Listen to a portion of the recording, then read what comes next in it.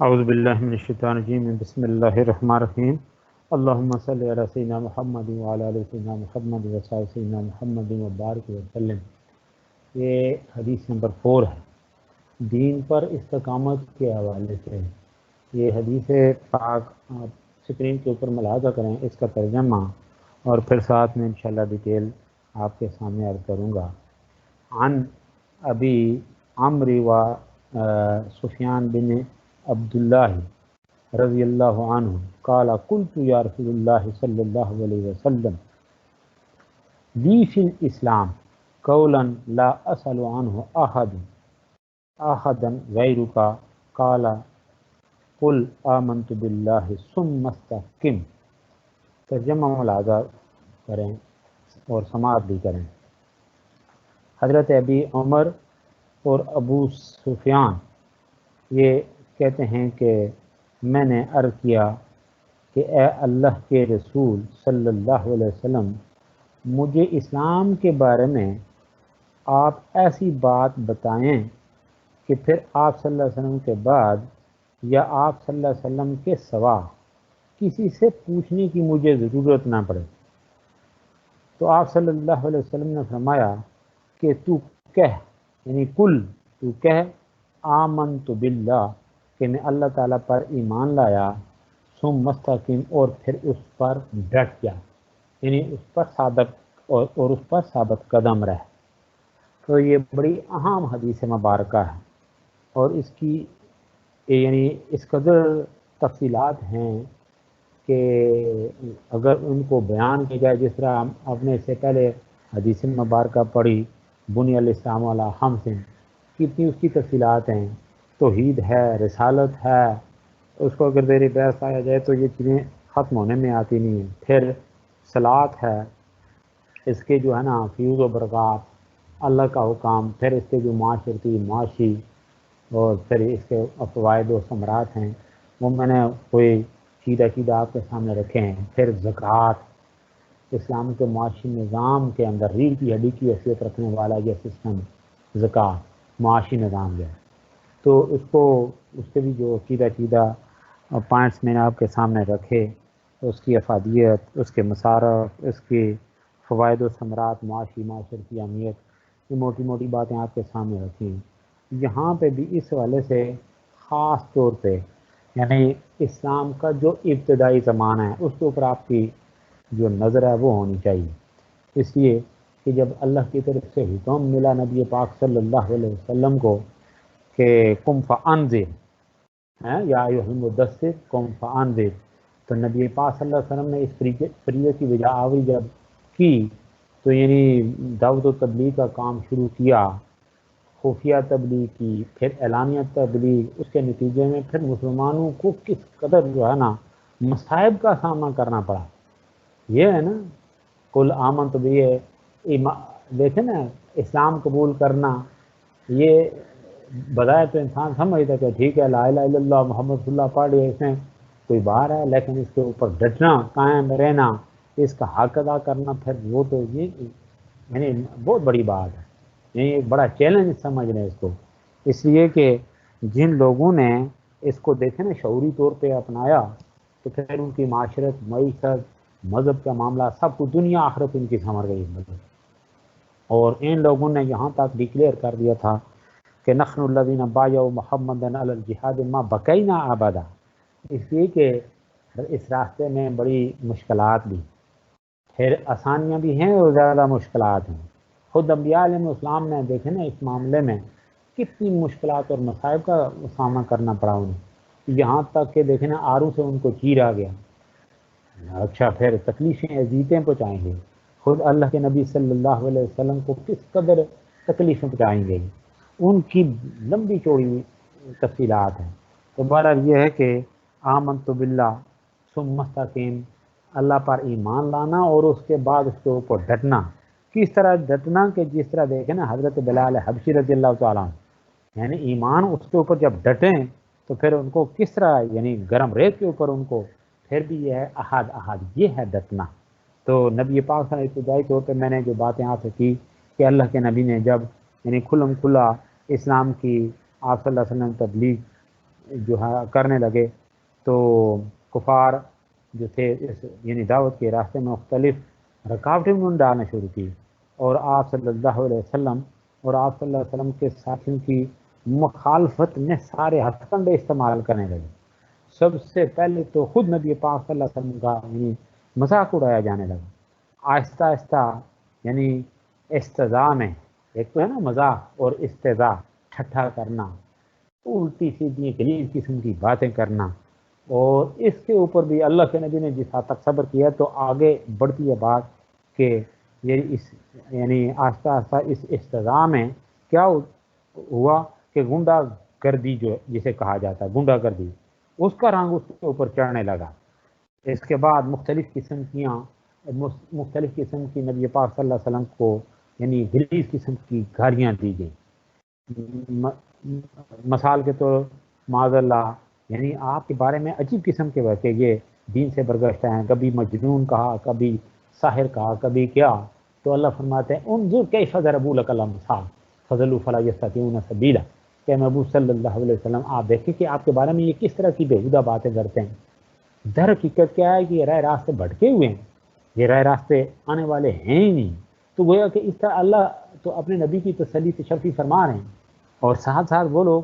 جو دیکھیں نا دین کے معاملے ہیں، دین کے اوپر ڈٹے والے جو ہیں، آگے ان کی تفصیلات بھی میں آپ کے سامنے رکھنے والا ہوں، تو وہ بھی جب ثابت قدم رہے اللہ کی یعنی توحید، اللہ کے اوپر ایمان، پھر اس کے اوپر قائم ہوئے، تو ان کو یہاں تک کہ گھر بار چھوڑنا پڑا، ان کے والدین کو ان کے سامنے جو ہے نا وہ دیکھیں نا کس طرح سسکایا اور تڑپایا گیا، یعنی تضحیک کا نشانہ بنایا، یعنی ناقابل برداشت باتیں ہوئیں۔ اور ابھی میں نے کہا تو اس طرح کی گویا کہ باتیں نبی پاک صلی اللہ علیہ وسلم خود، تو باقی صحابہ تو پھر ان کے ساتھ جو کچھ ہوا وہ بھی آگے اس کی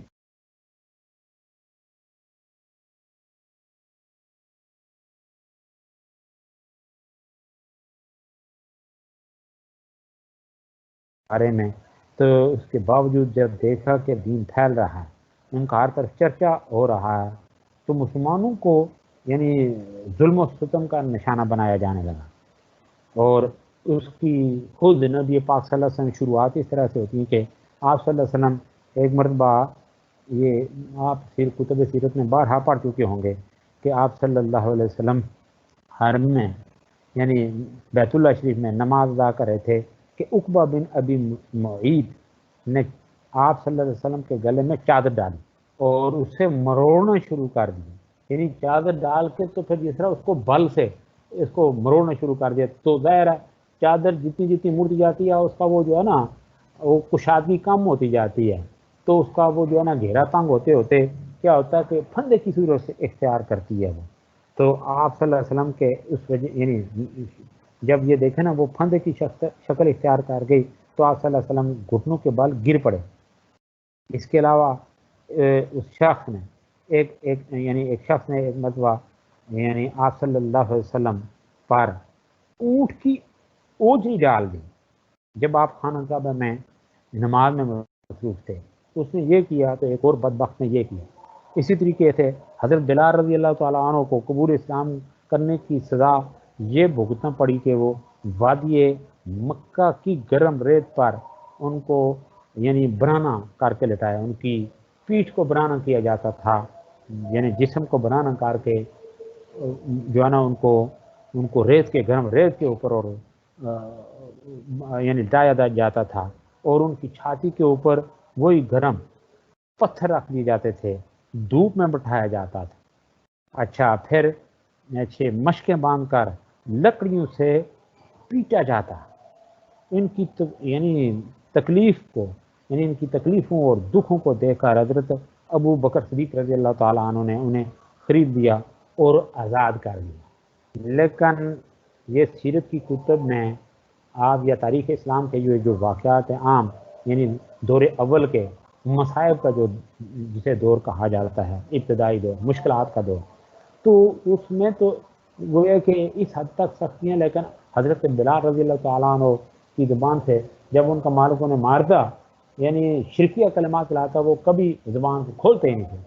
جب وہ کہتا کہ شرکیہ یہ کفریہ کلمات کو، وہ کہتا احد احد، فرماتے احد احد حضرت بلال رضی اللہ عنہ، یا اللہ ایک اللہ ہے، جس یہ ہے آمنت باللہ، اللہ پر ایمان لایا، ثم مستقیم، پھر اس کے اوپر ڈٹنا، یہ ہوتا ہے۔ اسی طریقے سے آپ دیکھیں نا کہ حضرت عمار اور ان کی والدہ سمیہ اور ان کے والد یاسر،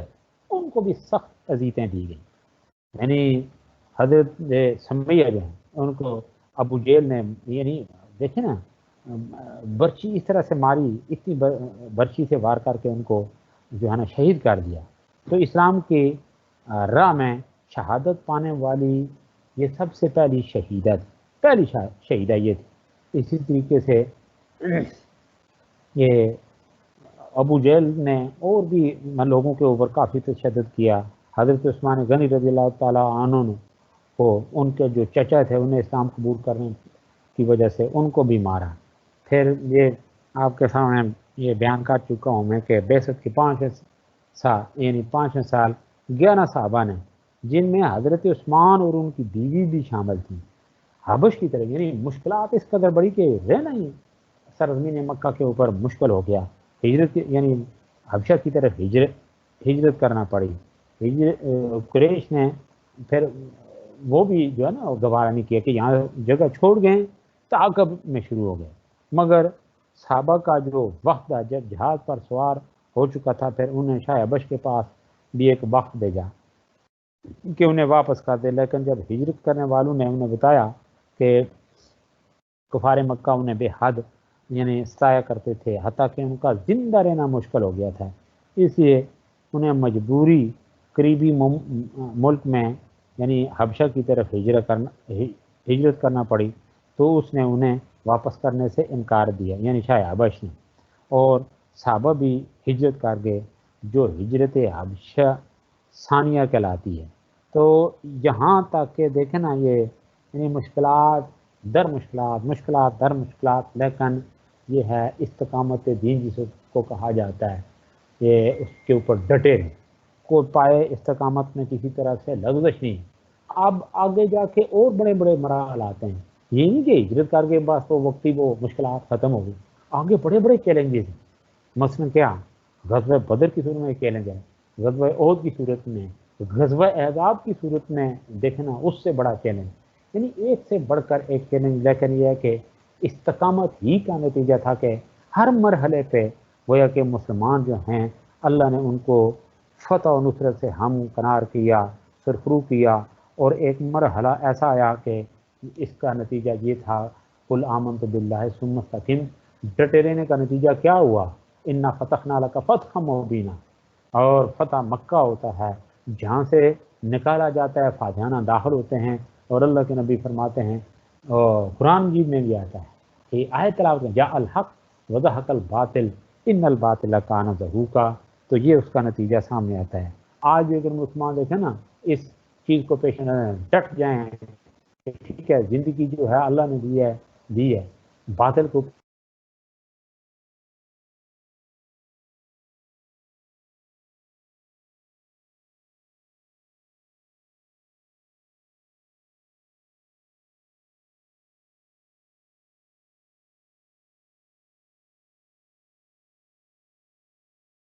یہ چیزیں تو آڑے آ جاتی ہیں کہ چھوٹا چھوٹا مفاد وہ اس کے اوپر آپ دین قربان کرنا شروع کر دیں۔ دیکھیں نا چھوٹے چھوٹے یہ مفاد ہیں، آج دیکھیں پھر جو یہودیوں کے عزائم ہیں وہ کس طرح آگے گلف میں آہستہ آہستہ یہ قدم رکھے جا رہے ہیں۔ تو بات یہ ہو رہی تھی کہ یہ اللہ کے نبی نے فرمایا کہ جب سوال کیا گیا کہ یا رسول اللہ کوئی اس طرح کی بات کہیں کہ مجھے یعنی آپ سے پوچھنے کے بعد مجھے کسی اور سے یہ سوال کرنے کی مجھے حاجت ہی نہ رہے، تو آپ صلی اللہ علیہ وسلم نے فرمایا کہ قل آمنت باللہ ثم استقم، اور اس کے نتیجے جو میں نے ڈیٹیل آپ کے سامنے رکھی، اس کے نتیجے میں کیا ہوتا ہے کہ مسلمانوں کو جو فتوحات حاصل ہوتی ہیں، یعنی میں نے ابھی بتایا جاء الحق وزہق الباطل، مکہ فتح ہوتا ہے، پھر یہ اسلام جو ہے یہ استقامت کے نتیجے میں اللہ کے معاملے میں ڈٹ جانے کی وجہ اللہ کی نصرت و تائید، پھر یہ اسلام عرب سے نکلتا ہے عجم کی طرف کتنی تیزی سے پھیلتا ہے کہ حضرت عمر فاروق رضی اللہ تعالیٰ کے زمانے میں نے آپ کو بتایا 22.5 لاکھ مربع میل کا علاقہ مسلمانوں کے زیر کنٹرول تھا، بڑی بڑی طاقتیں پاش ہم کیسر کسرا فارس روم ایران سب کچھ گیا مسلمانوں کے، یعنی آپ دیکھیں تو یہ ہے اللہ کے معاملے۔ پھر دنیاوی منفعت لالچ یہ اس کا تو شائبہ تک نہیں تھا. تو یہ ہوتا ہے اللہ کے لیے خلوص. اس کے نتیجے میں پھر دیکھیں نا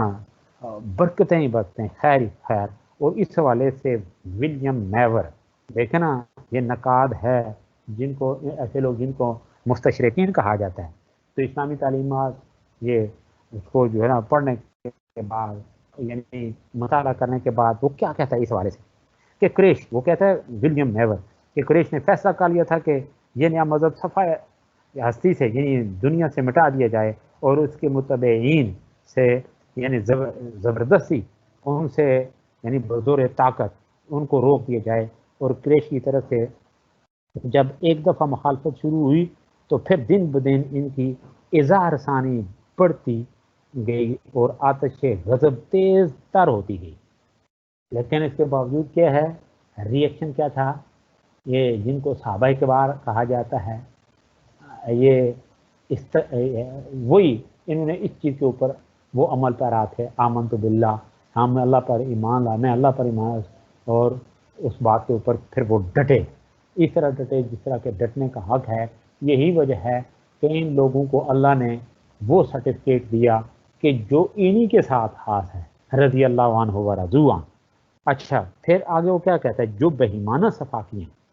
اور جلادانہ ایذائیں کفار نے رسول کریم صلی اللہ علیہ وسلم اور مسلمانوں کو بچائیں، ان کو پڑھ کر انسان کے رونگٹے کھڑے ہو جاتے ہیں. لیکن کفار کی ایذائیں ایک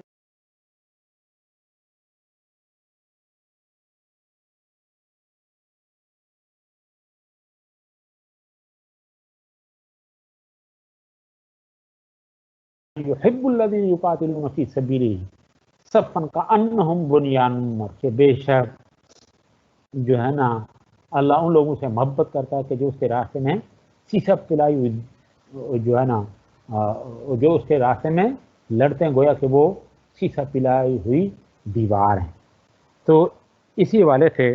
ایک مزید جو کرسچن ہے وہ لکھتا ہے عیسائی کہ عیسائی اس کو یاد رکھیں تو اچھا ہو کہ محمد صلی اللہ علیہ وسلم کے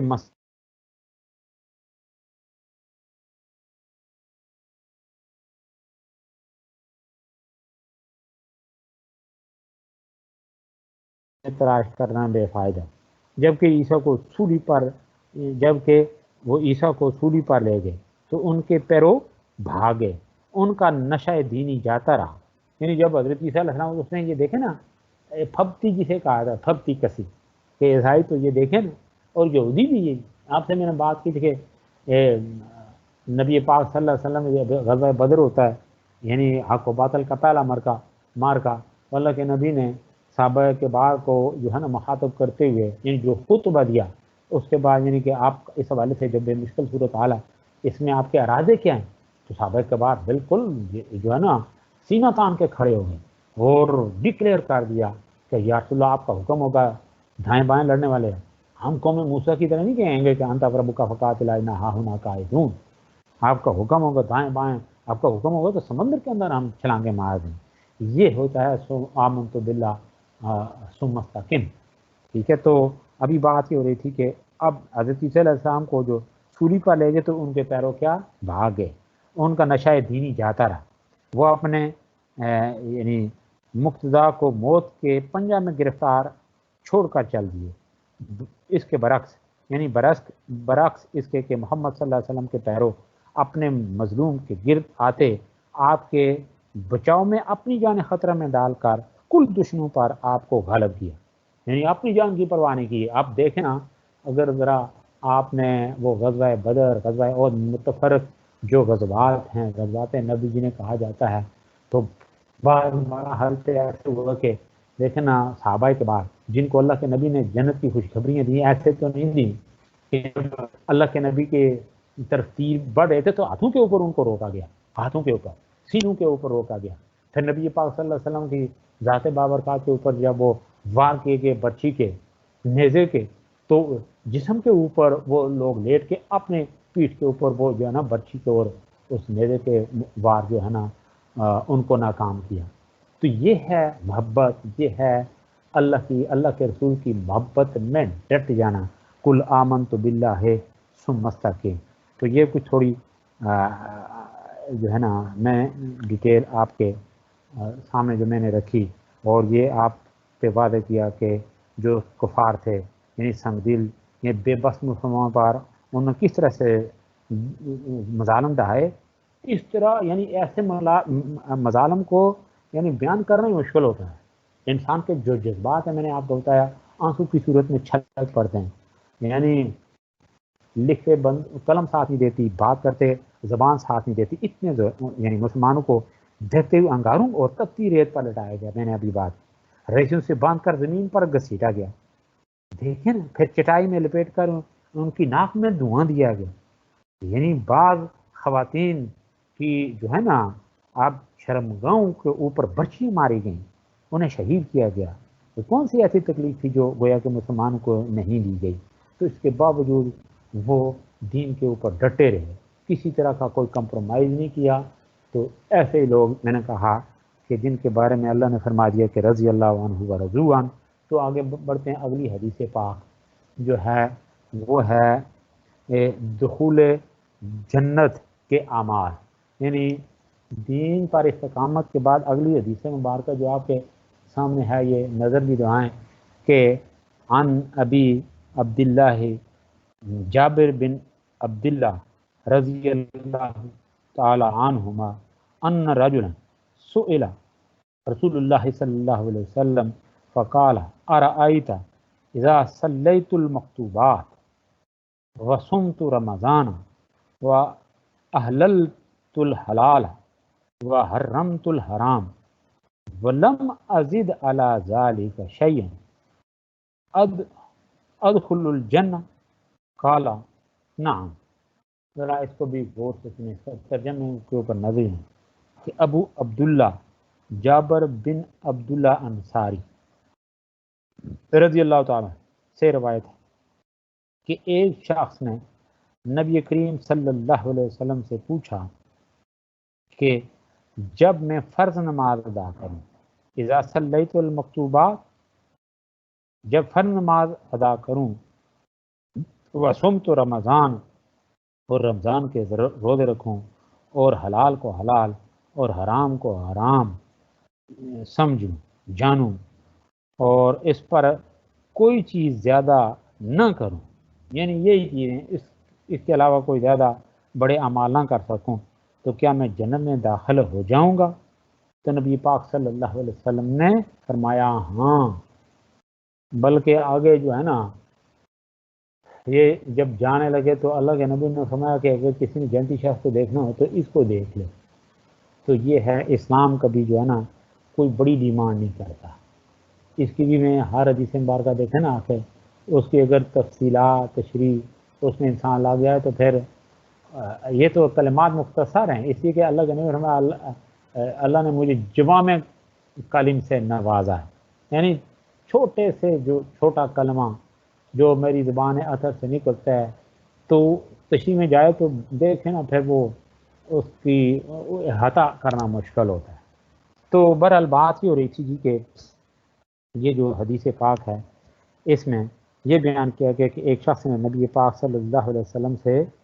صرف دین کے اصولوں پر عمل کرنے کے بارے میں پوچھا کہ اگر میں صرف اس کی پابندی کروں تو کیا میں جنت میں داخل ہو جاؤں گا؟ تو آپ نے فرمایا کہ ہاں۔ تو یہ جو حدیث مبارک ہے گویا کہ مسلمان ہونے کا اس میں خلاصہ بیان کیا کہ جب ایک مسلمان 5 وقت کی نماز پابندی سے ادا کرتا رہے، رمضان کے روزے رکھے جو اس پر اللہ تعالیٰ کی طرف سے فرض ہیں، ان کی ادائیگی ہو، اور اس سے بڑھ کر وہ چیز جو اللہ تعالیٰ کی طرف سے حلال ہیں ان کو حلال سمجھے اور حرام ہیں ان کو حرام سمجھے، تو اس کا مطلب یہ ہوا کہ مسائل کی پیچیدگیوں میں الجھنے کی بجائے سیدھی سادہ زندگی۔ لیکن یہ بات ذہن نشین ہونی چاہیے کہ یہ اعمال تب دخول جنت کے سبب بن سکتے ہیں جب مسلمان کا عقیدہ توحید کا، کیونکہ بغیر عقیدہ توحید اعمال کو اللہ کی بارگاہ میں شرف قبولیت حاصل نہیں ہوتی۔ تو آگے جو اس کی مزید تفصیلات ہیں کہ بھائی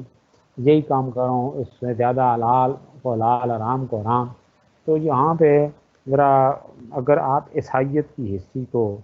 یا پھر ہندوؤں میں بھی تو ہے وہ ان کی دیکھا دیکھی یا اس سے پہلے بھی یہ رواج ہندو کا عجیب ہے، تو ہم چونکہ وہ سماوی مذہب کے حوالے سے جن لوگوں کے اوپر یعنی اللہ تعالیٰ کی طرف سے کتابی صورت میں یا انبیاء علیہ السلام کی بعثت کا سلسلہ یہود و نصارہ ہو گئے اور مسلمان ہو گئے، تو بات یہ ہو رہی تھی کہ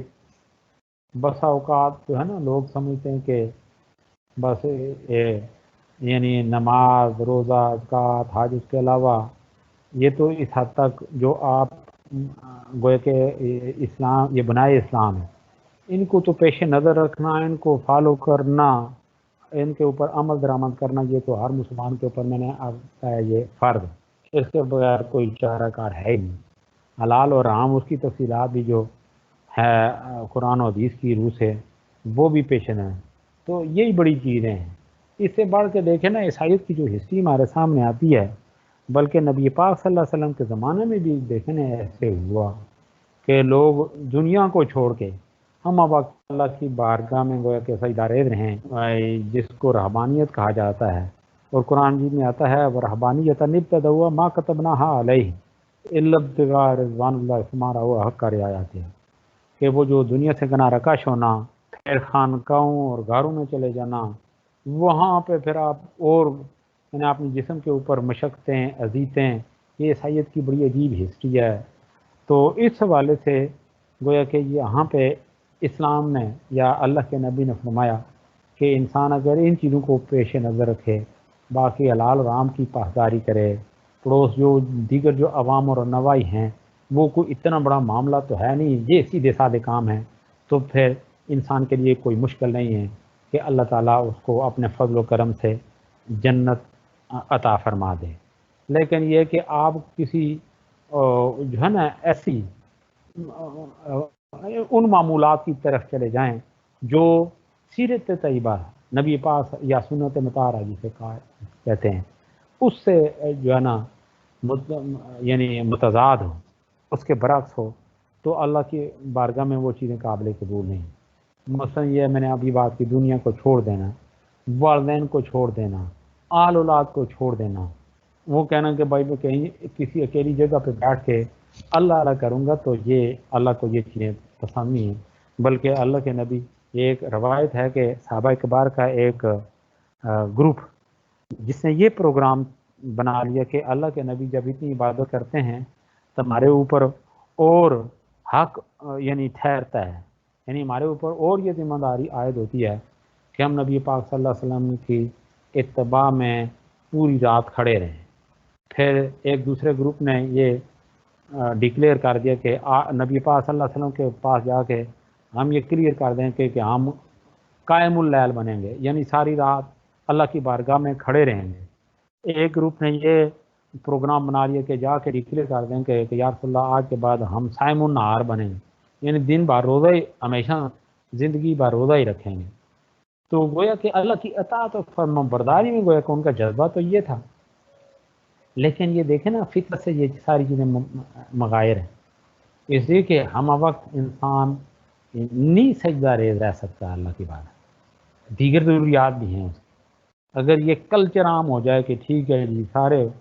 وہ جو ہے نا ساجدین ہی ہیں، باقی معاملات سے الگ تھلگ ہو کے بس، تو پھر دنیاوی معاملات کون چلائے؟ معاشرتی معاملات کس طرح سے آگے بڑھیں، معاشی معاملات کس طرح سے بڑھیں؟ ٹھیک ہے جی، یہ اس طرح سے مذہب کا خانہ بھی جاتا رہتا، بلکہ ایک مرحلے پہ کہیں میں نے یہ سر سید احمد خان نے ظاہر ہے ان کے اپنے ایک اس زاویے سے انہوں نے مسلمانوں کو، برصغیر کے مسلمانوں کو عمل کی طرف تلقین کی، تو انہوں نے کہا کہ دین چھوڑ دینے سے دنیا نہیں چھوٹتی۔ کتنی خوبصورت بات کہ دین چھوڑ دینے سے دنیا نہیں چھوٹتی، لیکن دنیا چھوڑ دینے سے دین بھی جاتا رہتا ہے، یعنی دنیا چھوڑ دیں آپ تو اس سے دین بھی جاتا ہے۔ تو یہی حدیث پاک کا معنی مفہوم سامنے آتا ہے کہ بھائی جو شخص جو ہے نا گویا کہ دنیا کو چھوڑ دے کہ بھائی میں دین کے اوپر، تو یہ اسلامی یا دینی تعلیمات کے مغائر ہے۔ یہ اللہ کے نبی نے پھر دیکھے نا جب یہ صحابہ کبار نے اس طرح کی باتیں کی کہ ہم قائم اللیل بنیں گے، صائم النہار بنیں گے، اور پھر یہ جو ہے ہمیشہ روزہ ہی رکھیں گے، تو اللہ کے نبی کو جب اس بات کا علم ہوا اللہ کے نبی فرمایا میں نے اس طرح کی باتیں سنی ہیں، آپ کا یہ پروگرام ہے، یہ طے کرتے رہے ہیں، تو کیا اللہ نے نہیں فرمایا کہ لقد کان لکم فی رسول اللہ اسوۃ حسنہ، کہ تمہارے لیے نبی پاک صلی اللہ علیہ وسلم کی ذات بابرکات میں، حیات بابرکات میں، یا آپ کی جو زندگی مبارکہ، یہ آپ کے لیے بہترین نمونہ ہے؟ تو میرا نمونہ یہ ہے، میں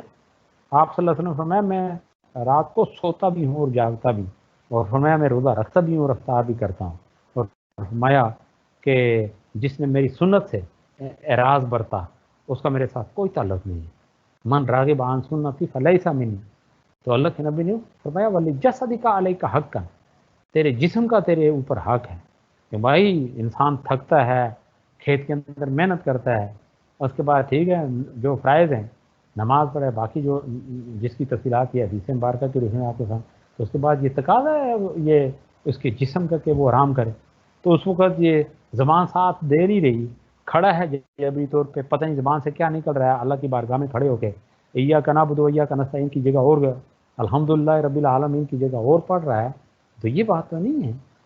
تو بس آپ سادہ، بس جو اللہ اور اس کے رسول کا حکم ہے بس وہ اس سے بڑھ کے کوئی بڑا ٹھیکہ اٹھانا چاہے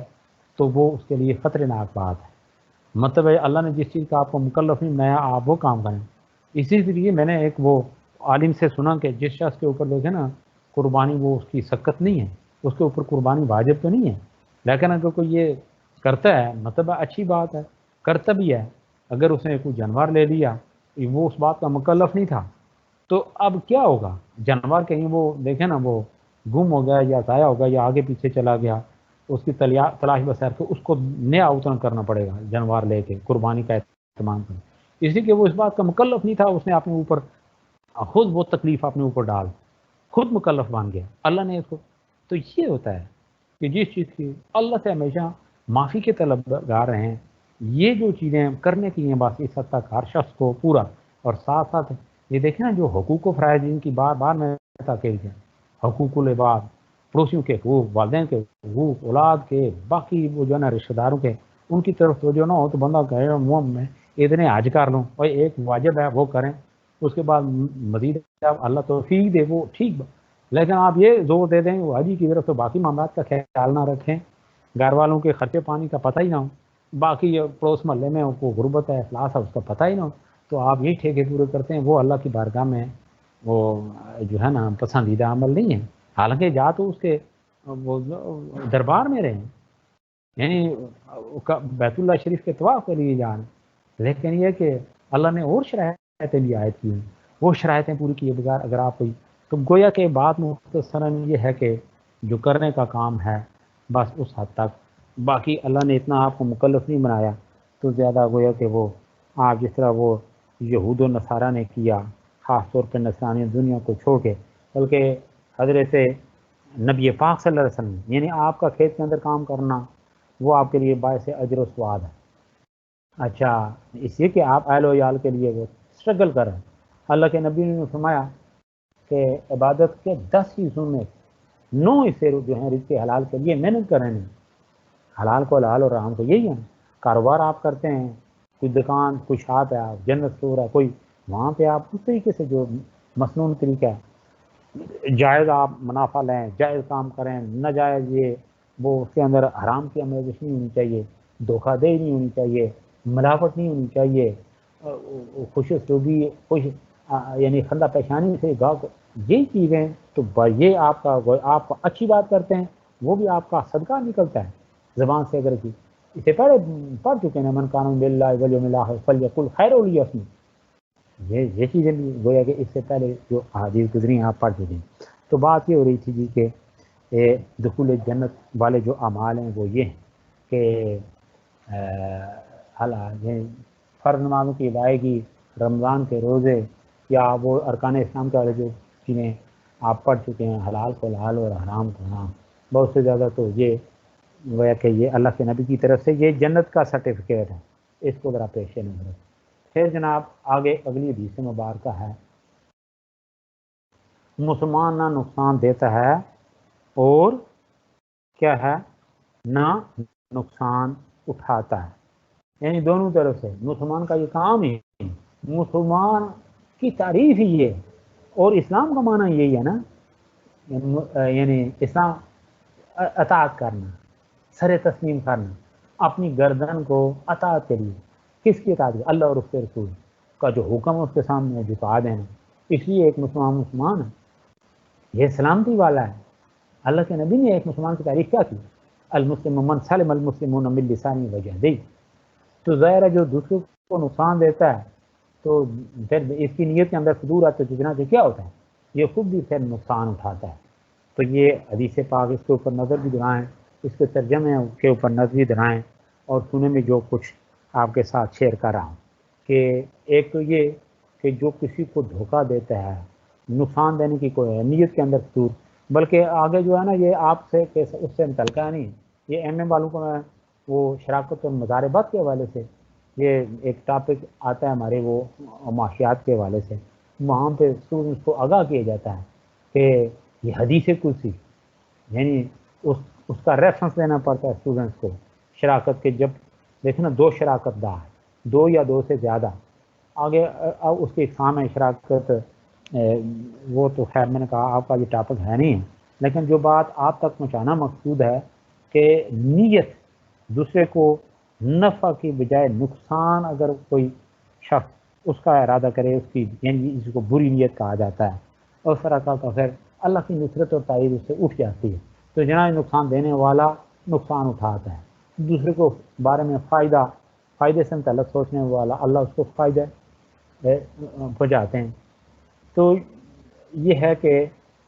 جس یعنی حدیث کرسی یعنی شراکت مضاربت کے حوالے سے جو میں نے ابھی آپ کے ساتھ بات کی، تو اللہ کے نبی نے فرمایا کہ دو شراکت دار یعنی دو اشخاص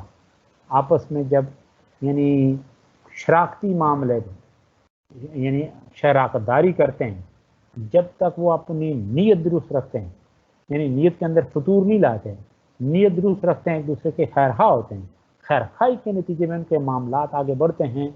تو اللہ فرماتے ہیں یہ حدیث قدسی ہے. یعنی حدیث قدسی مراد کہ وہ اللہ کی طرف یعنی اللہ کے نبی کی زبان اطہر سے وہ الفاظ ادا ہو رہے ہوتے ہیں، لیکن اللہ کی طرف سے گویا کہ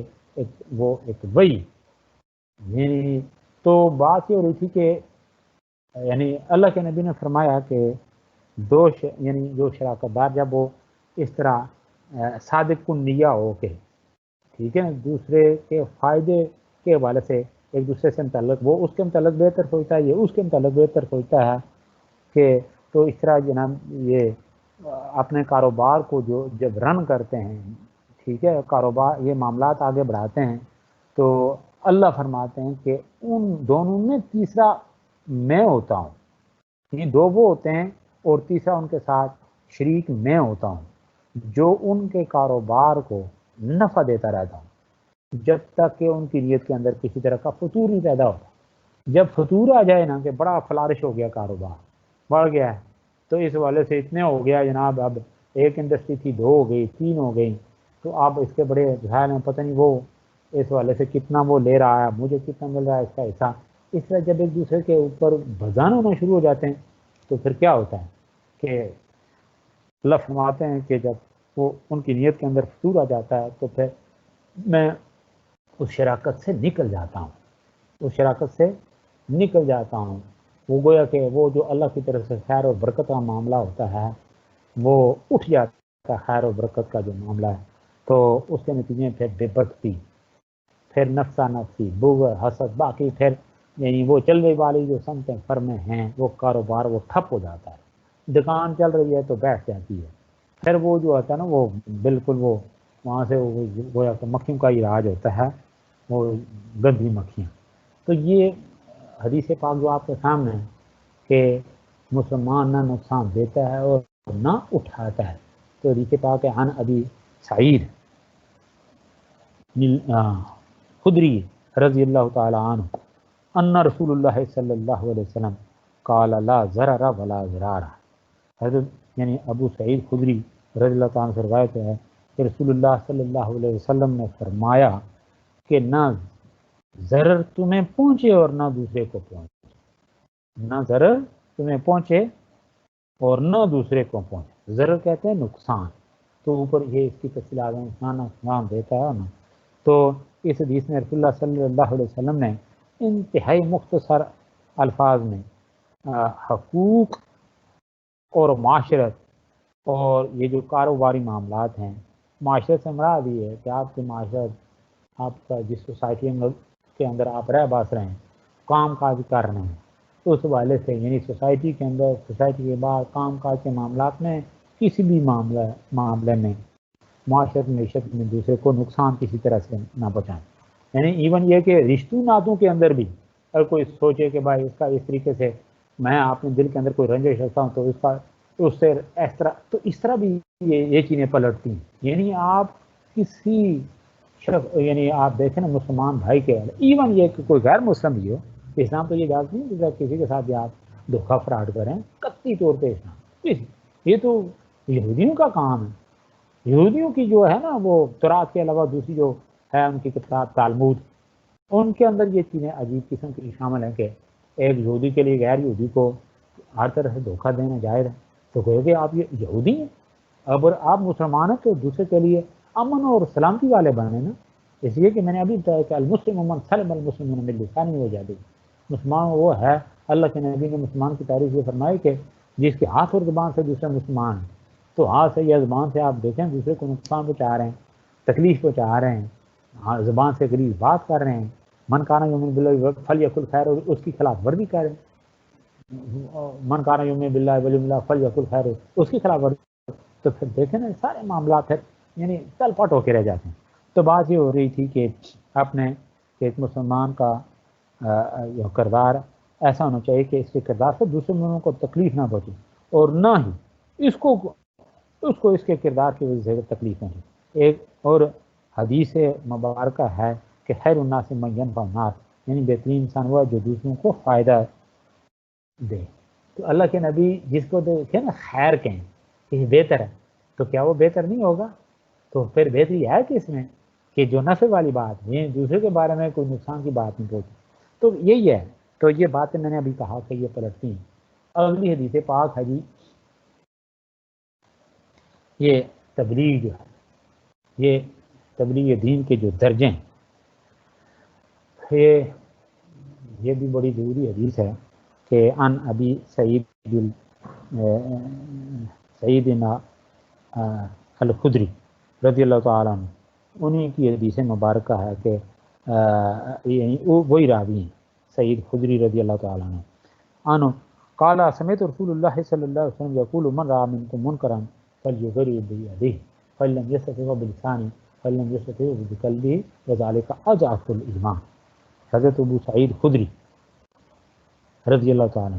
اوپر وہ حدیث پاک یہ انہی کی ہے، یہاں پہ بھی انہی کی حدیث، یعنی یہ جو حدیث تو نبی پاک روایت یہ ہے، راوی ہیں ان سے روایت ہے کہ رسول اللہ صلی اللہ علیہ وسلم نے فرمایا کہ تم میں سے جو دیکھے، یعنی جو دیکھے تم میں سے برائی کو، تو اسے چاہیے کہ بدل دے اس کو اپنے ہاتھ سے. فلیغیر بیدہ فإن لم یستطع، اگر اس کی استطاعت نہیں رہے، اگر اس فبلسان ہے تو پھر کیا اسے چاہیے کہ اپنی زبان سے اس کو بدلنے کی کوشش ہے. پھر اگر اس کی بھی طاقت نہ ہو تو اس کو اپنے دل سے یعنی برا سمجھے، اور یہ ایمان کی کمزور ترین علامت ہے. فبقلبہ ذلک اضعف الایمان. تو یہ جو حدیث مبارکہ ابھی آپ کے سامنے بیان کی، اس یعنی حدیث میں کسی گناہ کے کام کو منع کرنے کے 3 درجے بیان کیے ہیں کہ ویسے تو مسلمانوں ہم پر یہ ذمہ داری عائد ہوتی ہے کہ کسی گناہ کے کام کو دیکھا جائے یا اس کو دیکھے تو پہلے اس کو ہاتھ سے روکیں، ہاتھ سے روکیں. اور یہ جو مرحلہ ہے یہ تو سٹیٹ کا کام ہے، اگر صحیح جو ہے نا، اور تبلیغ دین کی بنیادی ذمہ داری وقتی حکمرانوں کے اوپر عائد ہوتی ہے. اس لیے کہ اللہ کے نبی کا اسوہ حسنہ یہ ہے، صحابہ کبار کا اسوہ حسنہ یہی ہے. تو ہم ان چیزوں کو چھوڑ کے آج بس ان کا وہ کہتے ہیں بس یہ حکومت، وہ آپ کی تابع ہونے چاہیے نا، دین کے تابع ہونے چاہیے، یہ کام آپ کو. اور بلکہ میں نے شاید اس سے پہلے بھی کسی لیکچر میں آپ سے بات کی تھی کہ اللہ فرماتے ہیں، یہ سورہ حج کا نمبر 41 اور 42 ہے، 41 اور 42، الذین ان مکناہم فی الارض اقاموا الصلاۃ وآتوا الزکاۃ وامروا بالمعروف ونہوا عن المنکر وللہ عاقبۃ الامور، کہ وہ لوگ جنہیں ہم اس زمین پر اقتدار بخشیں وہ کیا کریں گے؟ اقاموا الصلاۃ، نماز قائم کریں گے، زکوٰۃ ادا کریں گے، امر بالمعروف و نہی عن المنکر۔ تو دیکھیں نا، امر بالمعروف اور نہی عن المنکر، یہ جو من رأى منکم منکرا، یہی ہے نہی عن المنکر فلیغیرہ بہ۔ تو سب سے مضبوط ہاتھ کس کے ہوتے ہیں؟ یعنی توپ و تفنگ گو ہر حکومت کے پاس، اسٹیٹ کے پاس کتنی طاقت ہوتی ہے پوری ایک، دیکھیں نا آپ کے پاس طاقت ہے آرمی کی صورت میں، پولیس کی صورت میں آپ کے پاس طاقت ہے، لا انفورسمنٹ ایجنسی، یہ ساری یہ ان کے ماں۔ تو پھر اگر یہ اس طرح کی ہوں برائیاں عام ہوں تو پھر اس کا مطلب ہے اسٹیٹ آف انفرائز سے بالکل واقع ہے۔ تو یہ بنیادی طور بات یہ ہو رہی تھی کہ یہ کس کا کام ہے؟ اسٹیٹ کا۔ اب کوئی شخص اپنے ہاتھ میں قانون تو نہیں لے سکتا کہ بھائی ٹھیک ہے کہ دیکھ رہا تو وہ اسے پاؤ نکالے پستول اور فائر کر دے، تو پھر وہ اس طرح ایک تصادم کی صورت حال، ایک فساد فی الارض کی صورت حال۔ فَإِن لَمْ يَسْتَطِعْ فَبِلِسَانِهِ، ہاں آپ کے پاس طاقت نہیں ہے، وہ اسٹیٹ کا کام ہے، وہ اس سے غافل ہے، تو آپ کیا کریں کہ آپ کے پاس وہ طاقت نہیں، فَإِن لَمْ يَسْتَطِعْ فَبِلِسَانِهِ، تو آپ زبان سے تو کر سکتے ہیں یہ دعوت و تبلیغ، اگر وہ گو تو آپ کم از کم حکومت تک بھی، ایون یہ کہ ٹی وی کے اوپر جس کی رسائی ہے، اور یہ علماء کا کام ہے، جسے اگر وہ عہدہ برانی ہوتے یا اس کا حق ادا نہیں کرتے وہ اللہ کی بارگاہ میں مسئول ہے، تو یہ کام آپ جس کے پاس گویا کہ جتنی استطاعت ہے، جتنا وہ مکلف ہے اتنا ہی مسئول ہے۔ یہ بعد میں اعلیٰ کلکم راع وکلکم مسئول عن رعیت، تو فَإِن لَمْ يَسْتَطِعْ فَبِلِسَانِهِ، تو اپنی زبان، فَإِن لَمْ يَسْتَطِعْ فَبِقَلْبِهِ، اگر اس کی طاقت یہ نہیں ہے بھائی، وہ اتنا مریرا ہے، غریب ہے، باقی اس کے پاس وسائل نہیں، یا زبان اتنی استعمال میں نہیں لا سکتا، وہ الفاظ کی ٹیکنیک، وہ الفاظ کا برتاؤ، وہ چیزیں زبان پہ نہیں چڑھتی، تو کم از کم پھر یہ ہے کہ وہ دل سے ان ساری چیزوں کو بھائی برا جانے کہ بھائی اگر کر رہے ہیں تو یہ وہاں پارٹیسپیٹ نہ کرے اسے، اور لیکن یہ کیا ہے؟ وذالک اضعف الایمان، یہ ساری چیزیں جو ہیں یہ ایمان کی کمزور ترین علامت ہے۔ تو بات یہ ہو رہی تھی کہ ہاتھ سے روک کر طاقت نو زبان سے اس کو دعوت دے کہ یہ کام نہ کریں، اگر اس کی استطاعت بھی نہ ہو تو کم از کم دل میں اس سے نفرت کریں اور خود اس کے نہ کرنے کا عہد کریں۔ یہ ہے تبلیغ دین۔ اور اس سے آگے ہے جی، کو تیزی سے ہم اس لیے کہ کافی ہمیں حدیثیں ان کو پھر اگلی حدیث ہے کہ عن عبداللہ بن عامر، آگے بن العاص رضی اللہ تعالیٰ عنہ قال رسول اللہ صلی اللہ علیہ وسلم احدنا حتی یکون ہوا طبا لما جئت به، یہاں ذرا یہ حب رسول کے والے سے جو حدیث پاک میں نے آپ کے سامنے پڑھی ہے، یہ آپ دیکھ بھی رہے ہیں، اس کا ترجمہ ہے کہ حضرت عبداللہ بن عمر بن العاص آپ سے روایت ہے کہ آپ فرماتے ہیں کہ رسول اللہ صلی اللہ علیہ وسلم نے فرمایا کہ نہیں ہوگا مومن تم میں سے کوئی، لا کالا صلی اللہ علیہ وسلم لا یؤمن احدکم، یعنی تم میں سے کوئی شخص اس وقت تک مومن نہیں ہو سکتا حتی یکون، یہاں تک کہ ہو جائے ہوا طبا لما جئت، اس کی خواہشات اس چیز کے تابع جو میں لایا ہوں، یعنی نبی پاک صلی اللہ علیہ وسلم کی جو شریعت ہے، آپ کا جو دین ہے، آپ نے یعنی جن چیزوں سے منع کیا اسے انسان بھاگ رہے، جس کے کرنے کا حکم دیا اس کو پورا کرنے کی یعنی کوشش کرے، یعنی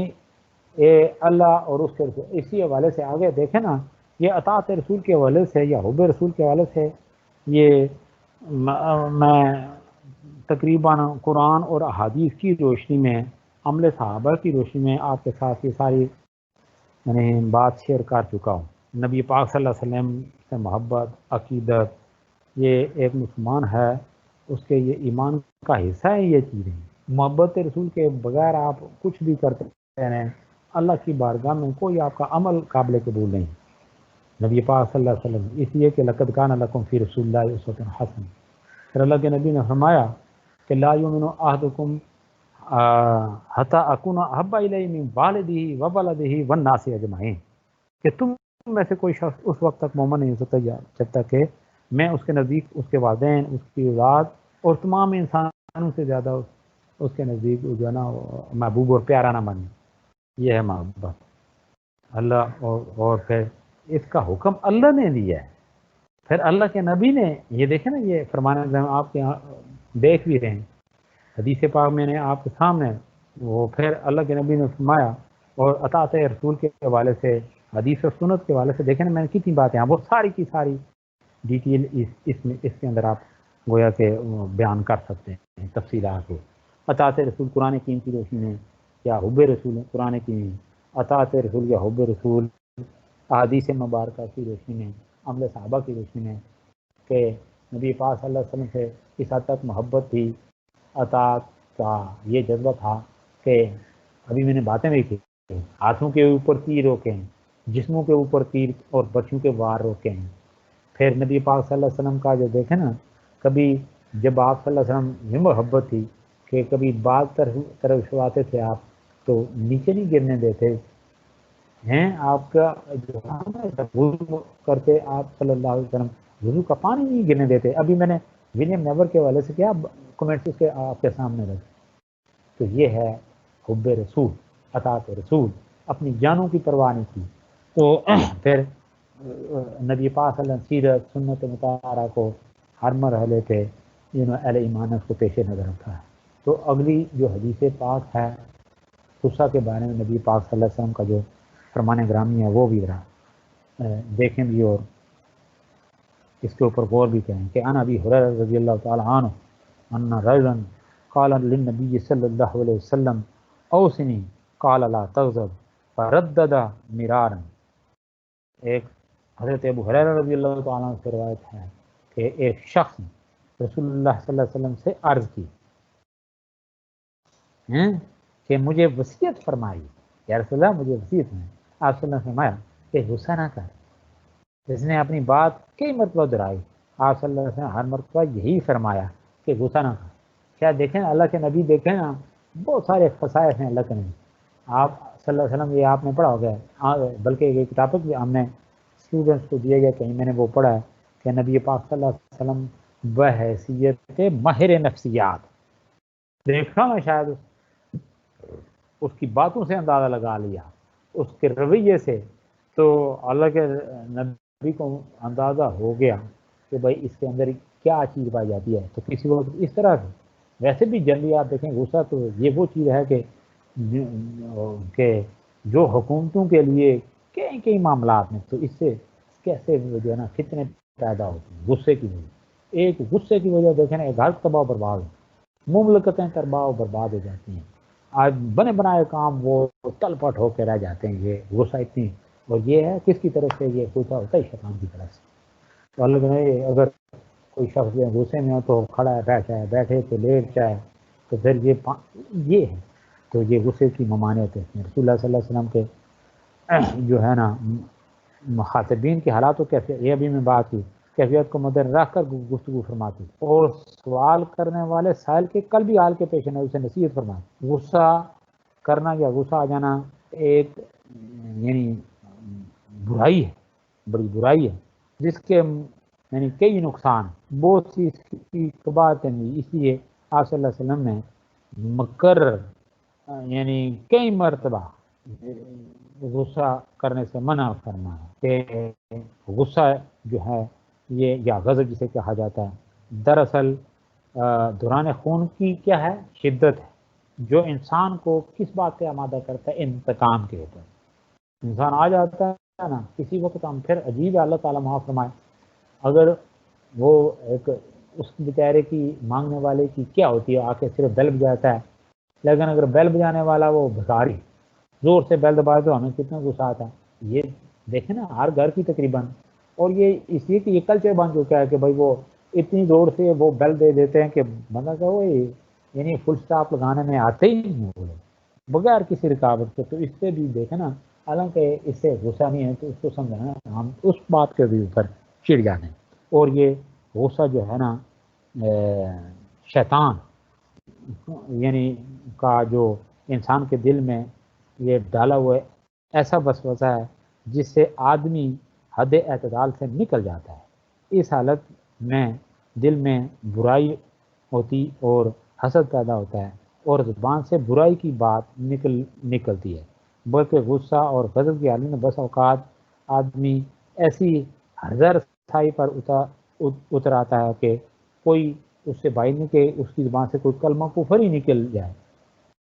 تو اس حوالے سے گویا کہ یہ غصہ جو ہے یہ اللہ کی ناراضگی کا. میں نے بولا اگر غصے میں بندہ دیکھے نا بیوی سے بارے میں یہ 3 الفاظ نکال دے تو علماء پیچھے ہی پڑ جاتے ہیں کہ اس کی طلاق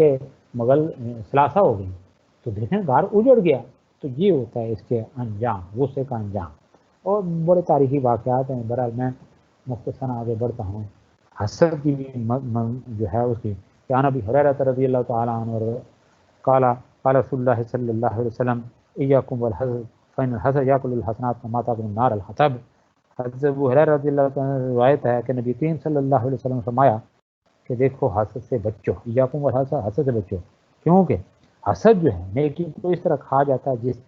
جیسے آگ لکڑی کو کھا جاتی. حسد کا نتیجہ تو یہی ہوتا ہے. میں نے معیشت کے حوالے سے کہ بچتے کاروبار دوسرے کو اللہ نے اس کو اگر کسی معاملے میں فضیلت دی ہے تو بجائے محنت کی اگر اس کے پیچھے تو وہ ہے کہ اقتصاد کی ضرورت ہے تو اللہ تعالیٰ اسے معاف فرمائے. اگلی حدیث مبارکہ ہے منافق کی نشانیوں سے متعلق. عن ابی ہریرہ رضی اللہ، یہ تیسری حدیث مبارکہ ہے جس کے راوی حضرت ابو ہریرہ رضی اللہ تعالیٰ مثلا. تو فرماتے ہیں قال رسول اللہ صلی اللہ علیہ وسلم آیت المنافق ثلاث اذا حدث کذب واذا وعد اخلف واذا اؤتمن خان. ایک اور روایت میں نے کل ہی آپ کے سامنے بیان کی تھی کہ اذا خاصم فجر. ٹھیک ہے، تو یہ 3 نشانیاں حضرت ابو ہریرہ رضی اللہ تعالیٰ فرماتے ہیں کہ حضور صلی اللہ علیہ وسلم نے فرمایا کہ منافق 3 ہیں. جب یعنی اذا حدث کذب بات کی جب کرتا ہے جھوٹ بولتا ہے، اذا وعد اخلف جب وعدہ کرتا ہے اس کی خلاف ورزی کا ڈالتا ہے، اور جب اس کے پاس امانت رسید ہے تو اس کی خیانت کر بیٹھتا ہے. تو گویا کہ یہ وہ چیزیں ہیں کہ جن کے بارے میں انسان مسئول ہے. اس لیے کہ اللہ فرماتے ہیں اوفوا بالعہد ان اللہ کان مسئولا، کہ جو اپنے وعدے ہیں اچھا قول قرار لما تقولون ما لا تفعلون، وہ بات کہتے کیوں جس کو پورا نہیں کر سکتے. ٹھیک ہے، تو امانت خیانت یہ ہر معاملے ملکی راز بھی امانت ہوتے ہیں. آپ کے پاس ہیں جس عہدے کے اوپر آپ براجمان ہوں وہ بھی آپ کے پاس ہیں. میں نے آپ اسٹوڈنٹ سے اکثر میں یہ کہا کرتا ہوں کہ آپ کس بات کے امین ہوتے ہیں؟ وہ وقت، وہ ٹائم، وہ گھنٹہ جو آپ نے اس سبجیکٹ کو دینا. اگر آپ نے وہ گھنٹہ اس سبجیکٹ کو نہ دیا، کلاس نہ لی، باہر بیٹھ کے گپ مارتے رہے، وقت ضائع کیا، تو آپ نے خیانت کر دی. تو نفاق کی یعنی جسے کہا جاتا ہے منافقت کی علامتوں میں سے ایک ملامت جو ہے نا علامت کے اوپر آپ سٹینڈ کر رہے ہوتے ہیں. تو اللہ تعالیٰ معاف فرمائے. یہی اذا حدث کذب، یعنی جھوٹ نہیں بولنا چاہیے، وعدہ خلافی نہیں کرنی چاہیے، امانت کے اندر خیانت نہیں کرنی. امانت میں کاروبار یہ دیکھیں نا کوئی ایک چیز کس کا تعین کریں گے، یعنی جس منصب کے اس کے ساتھ خیانت، کاروبار کر رہے ہیں اس کے ساتھ خیانت یا دھوکہ دے کریں پلان، وہ بھی اس کے اندر بھی خیانت، یہ بھی خیانت، یعنی بے شمار اس کی لمبی چوٹی. پھر اگلی حدیث پاک جو ہے بہترین ذکر، یہ میرے خیال میں آخری حدیث پاک ہے جو آپ کے سامنے ابھی بیان کرنا. تو اس حوالے سے ان ابی ہریرہ رضی اللہ تعالی عنہ قال قال رسول اللہ صلی اللہ علیہ وسلم کلمتان حبیبتان الی الرحمن خفیفتان علی اللسان ثقیلتان فی المیزان سبحان اللہ و بحمدہ سبحان اللہ العظیم. تو یہ ابتداءً بھی میں نے آپ لوگوں نے جب ہم یہ پہلی کلاس ہم نے شروع کی تھی، میں نے یہ درود اور یہ تسبیحات کے حوالے سے بات کہ اللہ کے نبی جب کا نام گرامیہ ہے صلی اللہ علیہ، اللہ کا نام آئے تو کم از کم سبحان اللہ کہہ دینا، الحمدللہ کہہ دینا، اللہ کا تعریف کرنا یہ لازم ہے. نہیں تو بندہ مسئول ٹھہرتا ہے. کوئی یعنی آپ کی کوئی بیٹھک ہو، آپ کسی اچھے کام میں 2-4 جو ہے نا اسٹوڈنٹس یا کوئی بھی یعنی انسان 2-4 اکٹھے ہو جائیں تو محفل برخاست کرنے سے کم از کم سبحان اللہ یا درود یا اس طرح، اگر اس میں وہ اس محفل کا پھر حق ادا نہیں ہوتا پھر مسئول ٹھہرتا ہے انسان. تو حضرت ابو ہریرہ رضی اللہ تعالیٰ فرماتے ہیں کہ کلمتان حبیبتان الی الرحمن، کہ 2 کلمے کہ 2 کلمے ہیں جو زبان پر ہلکے ہیں اور میزان میں بھاری ہیں اور رحمان کو محبوب ہیں. یعنی کلمتان خفیفتان علی اللسان ثقیلتان، ایک روایت یہ ثقیلتان فی میزان ہے، یہ میزان کے اوپر یعنی ان کو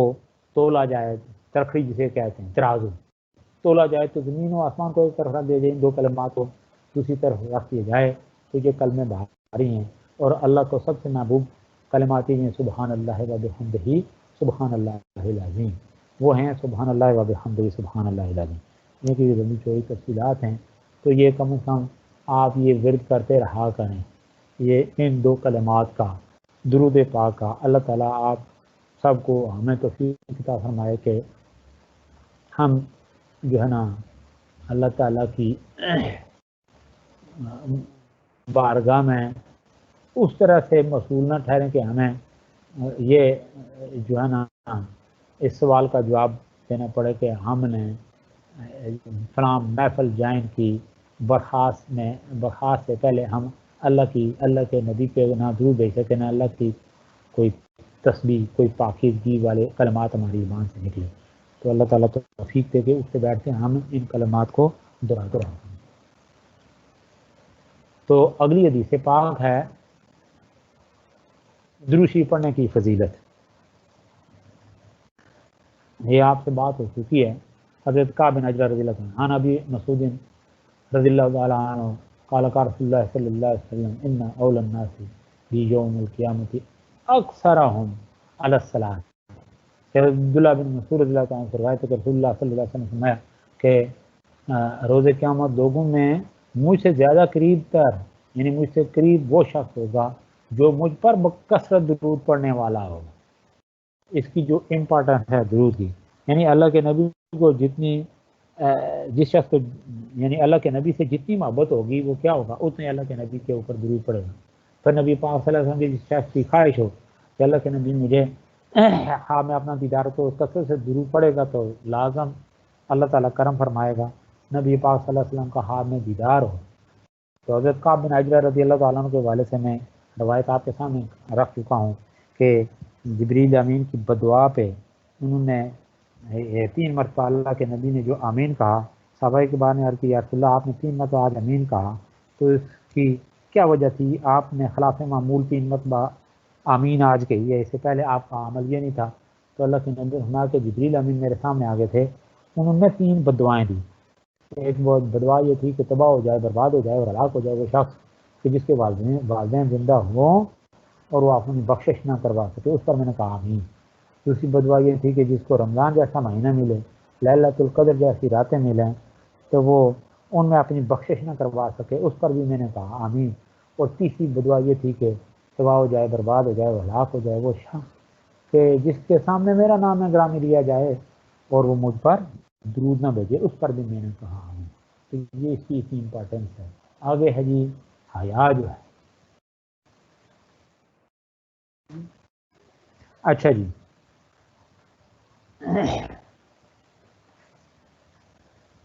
حیا جو ہے یہ گناہوں سے روکتی ہے، حیا گناہوں سے روکتی ہے۔ انا ابی مسعود رضی اللہ تعالی عنہ قال قال رسول اللہ صلی اللہ علیہ وسلم ان مما ادرک الناس من کلام النبوۃ الاولی اذا لم تستحی فاصنع ما شئت۔ حضرت ابن مسعود رضی اللہ تعالیٰ سے روایت ہے، وہ فرماتے ہیں کہ نبی کریم صلی اللہ علیہ وسلم نے فرمایا کہ بے شک ان چیزوں میں سے جن کو لوگوں نے پایا پہلی نبوت کی کلام سے وہ یہ ہے کہ جب شرم و حیا نہ رہے، جب تو حیا محسوس نہ کرے، جب تجھے حیا چلی جائے تو جو چاہے تو کر۔ یہ پھر اس کی ساری اصلی شکلیں آپ کے سامنے، اس کی ڈیٹیل میں کیا جاؤں، اس لیے کہ آج پھر جو اس کے باوجود پھر اس کے نتیجے میں پھر کون سی باتیں ہیں یہ ایک میں گننا شروع کر دوں تو پھر یہ چیزیں نہیں گنی جا سکتی۔ تو مختصراً یہ کہ یہ تمام انبیاء سابقین میں سے ہر نبی کی شریعت میں اس بات کا اتفاق رہا ہے کہ جب حیا ختم ہو جائے تو جو جائے جی کرو۔ اور آپ دیکھیں نا یہ حیا ختم ہوتی ہے نا، حیا کی چادر اتار کے پھینکنے والے لوگ ہی جا کے مختلف، چاہے وہ جو کچھ آتے ہیں تھیٹر ہیں یا پتنی کلب ہیں، وہ ڈانس کرنے والی جگہ ہیں، پھر وہاں پہ کرتے ہیں نا، اس لیے کہ ان کو پتہ ہی نہیں ہوتا کہ پھر جو چیزیں یعنی حیا کیا ہے، اور یہ بے حیائی کی طرف ان کے جب قدم اٹھتے ہیں تو اسی لیے پھر زبان سے بھی بے حیائی اور عمل سے بھی بے حیائی ہوتی ہے۔ اس کی پھر میں نے کہا میں ساری تفصیلات آپ کے سامنے نہیں رکھ سکتا ہوں، آپ کی کلاس میں پتہ نہیں کیا بچے بچی سب ہی ہیں تو سب جانتے ہیں، ان کی تفصیلات کی ضرورت تو ہے نہیں ہے۔ تو اس حوالے سے بات ہو رہی تھی کہ ہر نبی کی شریعت میں اس بات کا اتفاق رہا کہ جب حیا ختم ہو جائے تو پھر انسان جو چاہے وہ کر ڈالتا ہے، یعنی جب تجھے گناہ کا کام کرنے سے حیا نہیں روکتی تو پھر جو مرضی گناہ کر اس کا بدلہ اللہ تعالیٰ دیں گے۔ گویا حدیث میں وعید ہے کہ ہر گناہ سے شرم کرو اور گناہ چھوڑو، اللہ تعالیٰ کی ذات بابرکات جو ہے نا اس والے سے کوئی عمل انسان کا اس سے پوشیدہ نہیں۔ تو یہی ہے کہ قیامت والے دن اب انسان تو سمجھتا ہے آج پھر یہ جتنی ایڈوانس ہے ٹیکنالوجی، کوئی چیزیں دیکھیں نا کہیں وہ روڈ کے اوپر کیمرے لگے ہوتے ہیں، ایون یہ آپ کسی سٹور کے اوپر ذرا چلے جائیں نا، وہاں پہ لکھا ہوتا ہے کہ خبردار کیمرے کی آنکھ آپ کو دیکھ رہی ہے، کہ آپ یہ جرت ہی نہ کریں کسی کا وہ کوئی چیز قیمتی اٹھا کے یا قیمتی نہیں بھی ہے اٹھا کے اپنی جیب میں ٹھونس لیں تو گویا کہ ڈکلیئر ہو جائیں کہ آپ چور ہیں۔ تو پھر اللہ جو سارے کائنات کا کوئی چیز کوئی ایک ذرا بھی اس سے پوشیدہ نہیں، وہ جب انسان کو دیکھ رہا ہے تو پھر انسان کو شعور ہونا چاہیے کہ میں میری نیت کیا ہے، میرے ارادے کیا ہے، میرا آگے عمل کیا اس کے نتیجے میں۔ تو انسان کو گویا کہ بے حیائی اور یہ جو برائی کے کام ہیں ان کے قریب تک نہیں پھٹکنا چاہیے۔ تو اس حوالے سے جب یہ میں نے کہا جن لوگوں کو سے حیا کی چادر اٹھتی ہے تو پھر وہ ان کی زبان بھی بے لگام ہو جاتی ہے، ان کا عمل بھی بے لگام ہو جاتا ہے، پھر انسان اور روان میں گویا کہ فرق کوئی نہیں رہتا۔ تو اس طرح پھر معاشرے کے اندر پھر ہر طرح سے کوئی تصادم اور تضاد کی ایک کیفیات یا صورتیں وہ ہمارے سامنے آتی ہیں۔ اللہ تعالیٰ ان ساری چیزوں سے محفوظ رکھے۔ جزاک اللہ احسن الجزا، آپ نے ٹائم دیا، بہت شکریہ۔